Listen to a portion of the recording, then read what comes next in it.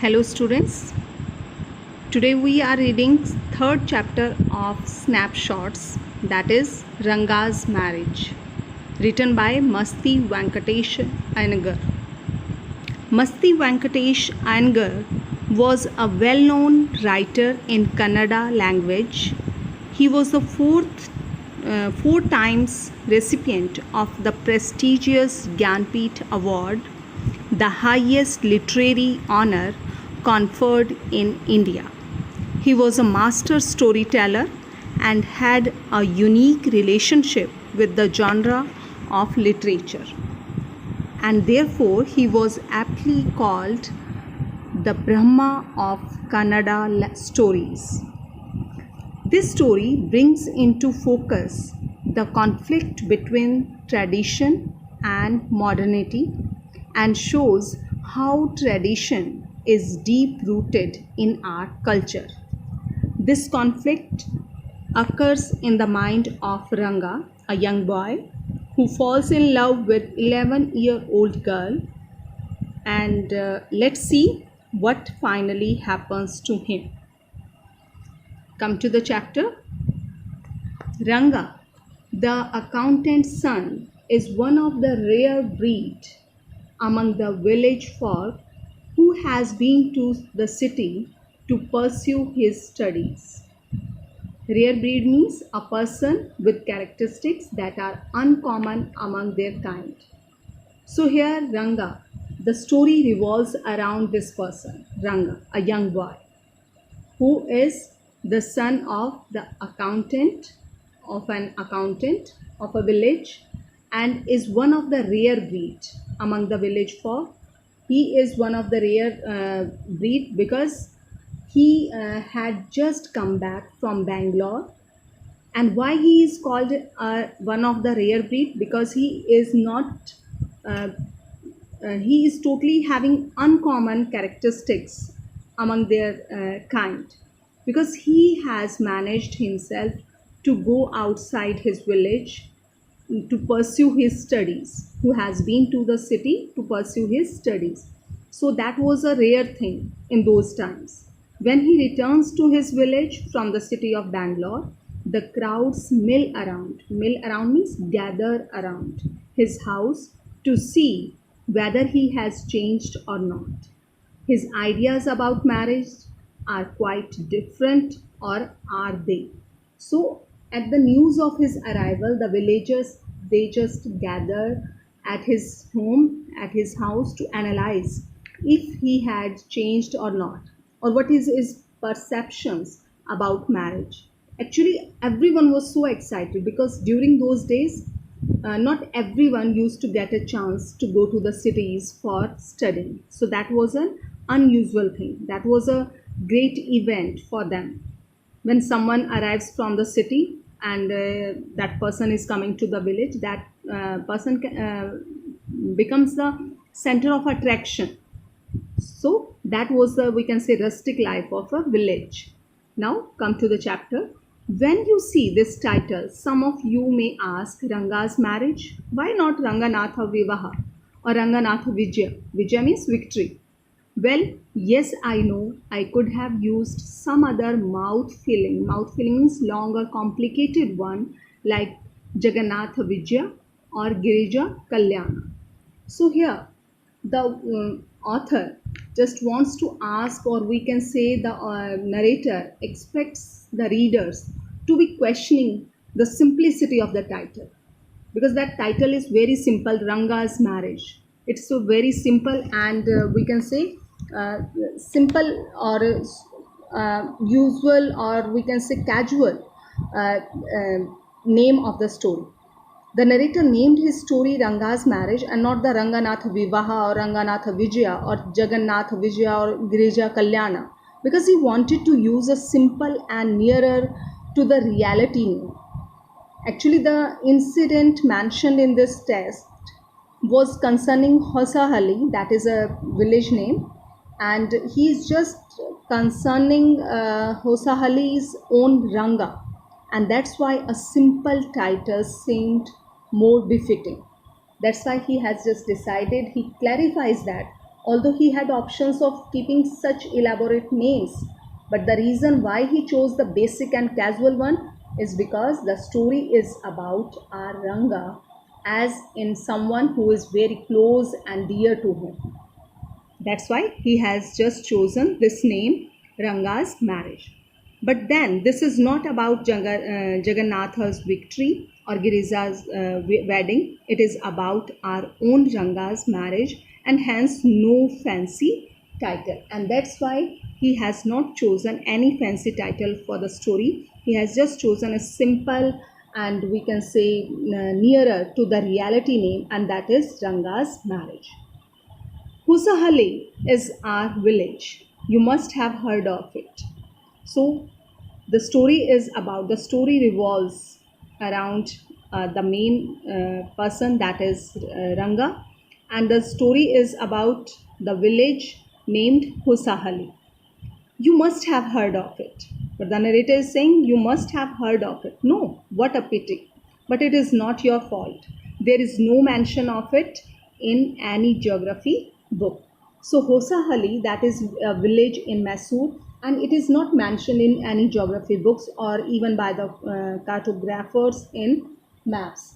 So he is just saying that not many people know of it, and the narrator does not blame them for that, because there is no trace of it in the geography books, in on the maps, or in other books. So that's why he says that there is no mention of it in any geography book. Those sahibs in England writing in English probably don't know that such a place exists. So he just say this is because the writers from England, or we can say Britishers, did not know of its existence and so made no mention of it. That's why they probably don't know that such a place exists and so make no mention of it. Our own people to forget about it. You know how it is? They are like a flock of sheep.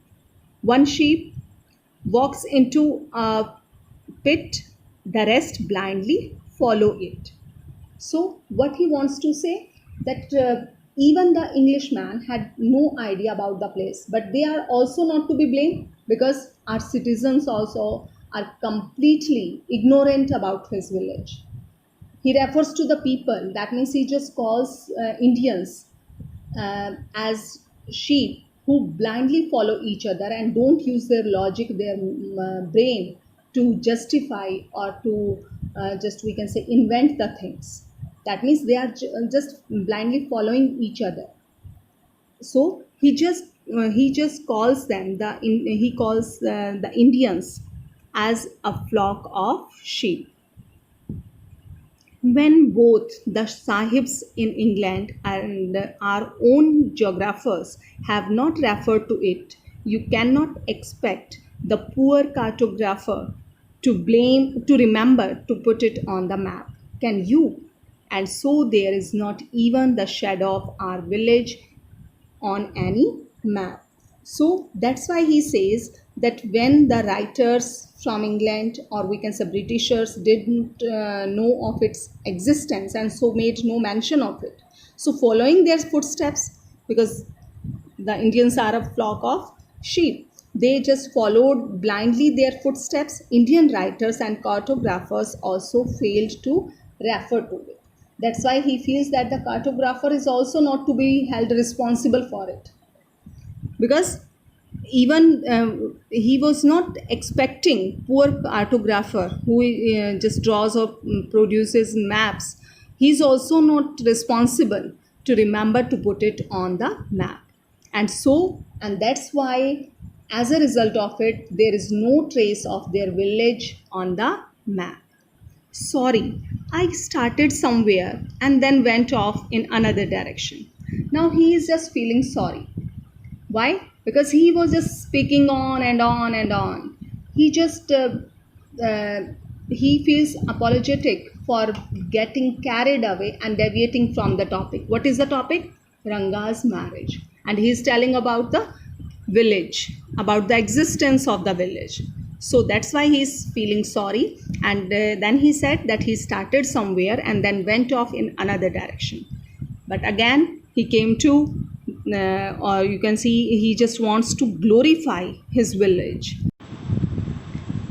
If the state of Mysore is to Bharatvarsha, what the sweet Karigadabu is to a festive meal, then Hosahali is to Mysore state what the feeling is to Karigadabu.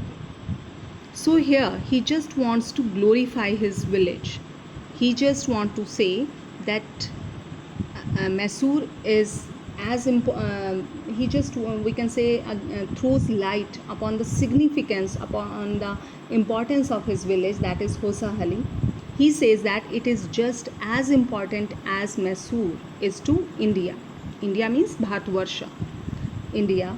But the sweet Karigadabu is to a festive meal, just like a sweet dish that is made up of coconut and sugar, sweet filled with coconut and sugar, that is important for a festive meal, or we can say for festivals. Just like that, Hosahali is important for Mysore state, and just as important as the feeling is for that sweet dish. That means the feeling of that sweet dish is very important, and that sweet dish is important for the festive seasons. And in the same way, that Hosahale is also a main part of the Mysore state, and Mysore is also important for has importance in India. What I have said is absolutely true, believe me. So he just wants to give emphasis on that, that he can't highlight its important anymore. And he, whatever he has said, that is totally true. I will not object to your questioning it, but I will stick to my opinion. So he's that means he is very he has a very great bonding towards his village, and that's why he is there to glorify the importance of his village. I am not the only one who speaks glowingly of Hosahali. Then to just give stress on this thing, to give stress on the importance of his village, he again just gives one more example. He says that we have a doctor in our place. His name is Gunda Bhatta. He agrees with me. That means he would also say that this village has very great significance and importance. He agrees with me. He has been to quite a few places. No, not England. If anyone asks him whether he has been there, he says, "No, Ananya, I have left that to you. Running around like a free pastured dog is not for me."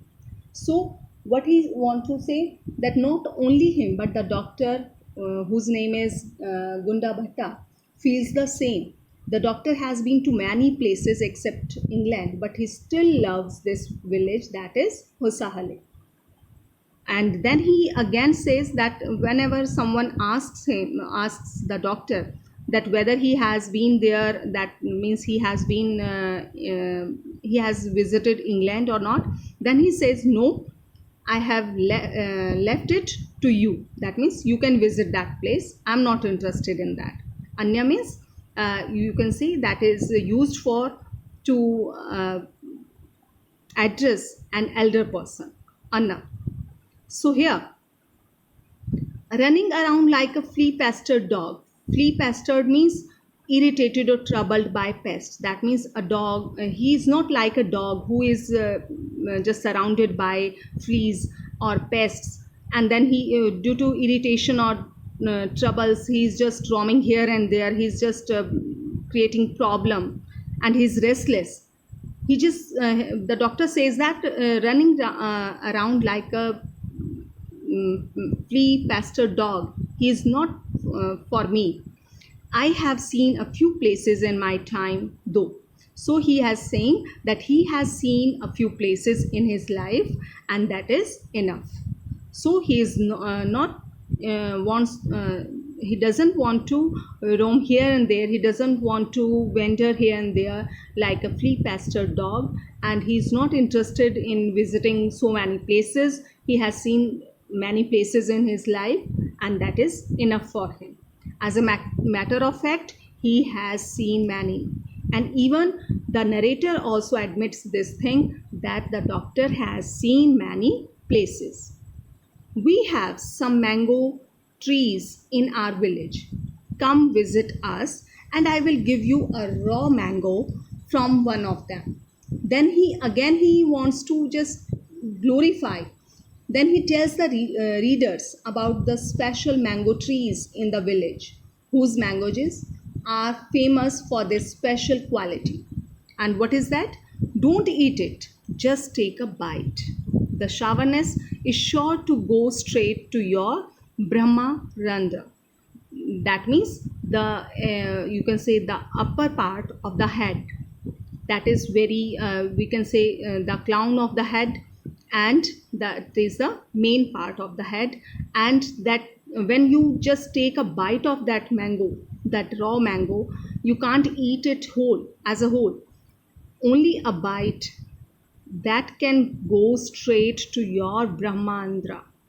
I once took one such fruit home, and a chutney was made out of it. All of us ate it. The cough we suffered from after that, it was when I went for the cough medicine, and then that the doctor told me about the special quality of the fruit. So we can say the narrator wants to draw the reader's attention towards all the things found in Hosahali, but in an exaggerated manner. He was just praising his village, but in an exaggerated manner. He talks of its raw mangoes and sourness of which causes a cough, and that's why he says that he has to visit the doctor also. And then the doctor told me about the special quality of the fruit. So that means we can say that sourness of the mango will be felt by them till the top of their head, where Brahmarandra is located. Just as the mango is special, so is everything else around our village. Then he says that not only the mango, everything in and around this village is remarkable. So everything is remarkable, everything is special in his village. We have a creeper growing in the ever so fine water of village pond. Its flowers are a feast to behold. Behold means to see, to observe. And one can even serve we have a creeper. So not only the mango, everything in and around in this village is remarkable. The creeper growing in the pond and its flowers are also very special. One can even serve an afternoon meal. That means when he says get 2 leaves from the creeper when you go to the pond for your bath, and you will not have to worry about not having leaves on which to serve the afternoon meal. So that means what he wants to say, that one can even serve an afternoon meal on its leaves. All you need to do is to grab 2 leaves, and when you are on your way to the pond to take bath. So that means that is also just we can say these the creeper with beautiful flowers would come in good use for serving meals on them. So that's why he wants to draw the reader's attention towards all the things which are found in Hosahali. Then he says, but you will say I am rambling. Rambling means that is lengthy and confused. That means you can say that I am speaking too much. So after speaking highly of his village, the narrator says that it is always like that when the subject of our village comes up. So that means he can't stop, he can't, you can say he can't help his ramblings. Because he admits this thing that when the subject of his village comes up, as a matter of habit, he can't help his ramblings. He just keeps on talking and talking about his village.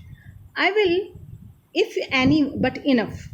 If any one of you would like to visit us, drop me a line. So if anyone wishes to see for himself or herself, one must contact him and he would help them to reach there. Where Hosali is and what things are like here. The best way of getting to know a place is to visit it. Don't you agree? So, what he feels that there is no better way to know a place than to visit it. Now, move to the next. What I am going to tell you is something that happened 10 years ago. Now, he is coming to the village again, that the main thing, the village life, the rustic life of the village. We didn't have many people who knew English then.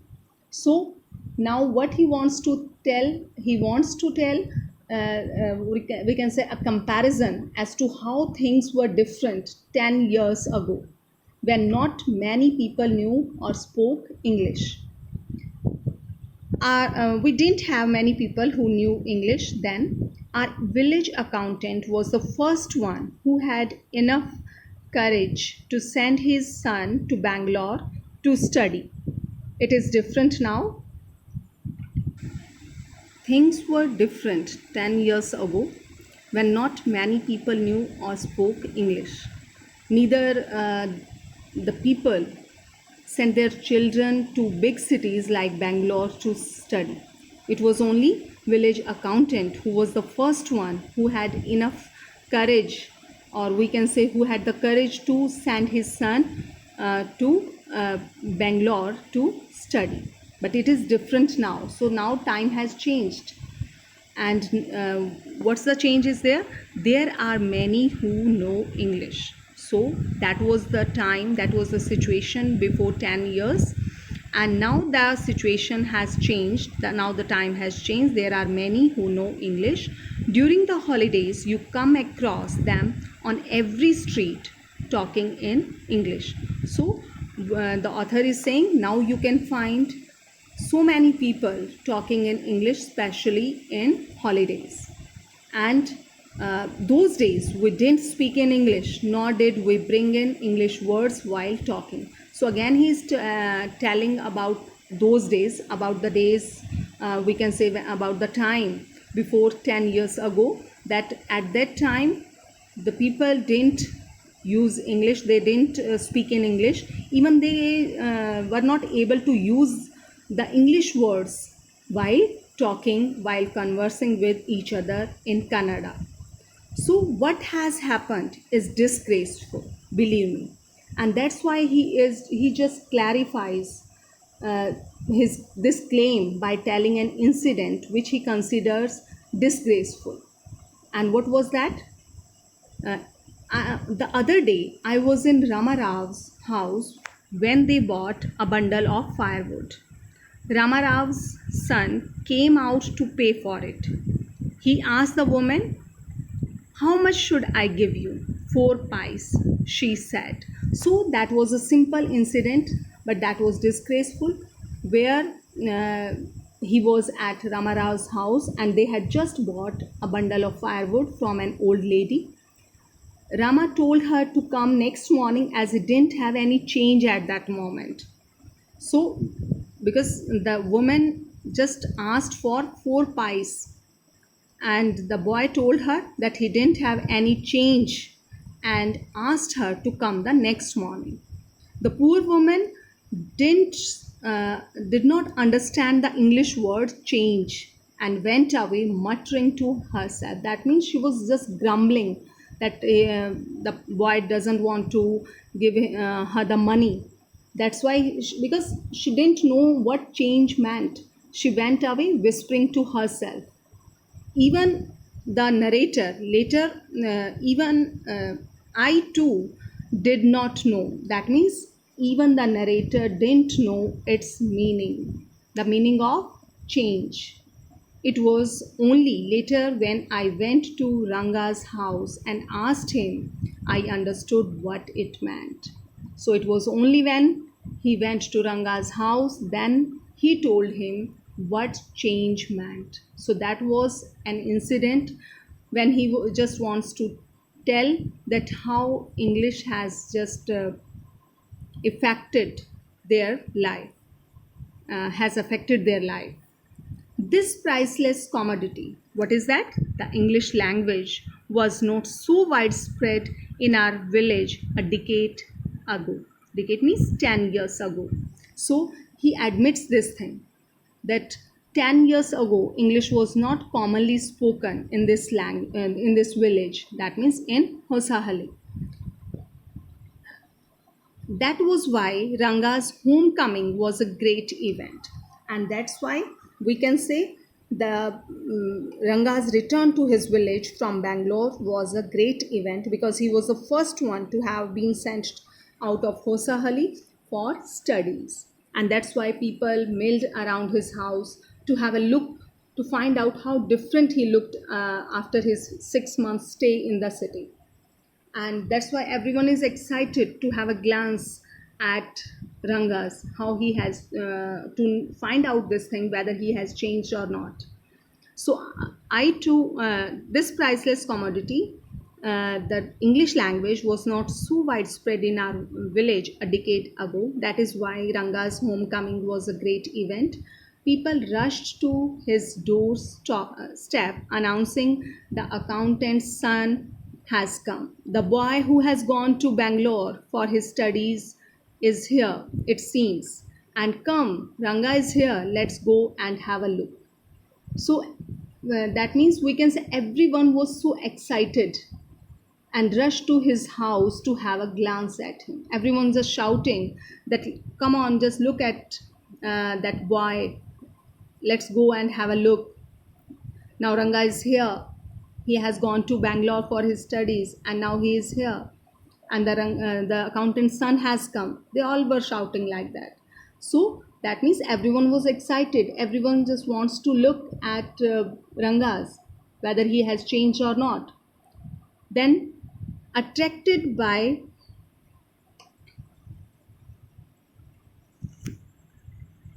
attracted by the crowd, I too went and stood in the courtyard and asked, why have all these people come? There is no performing monkey here.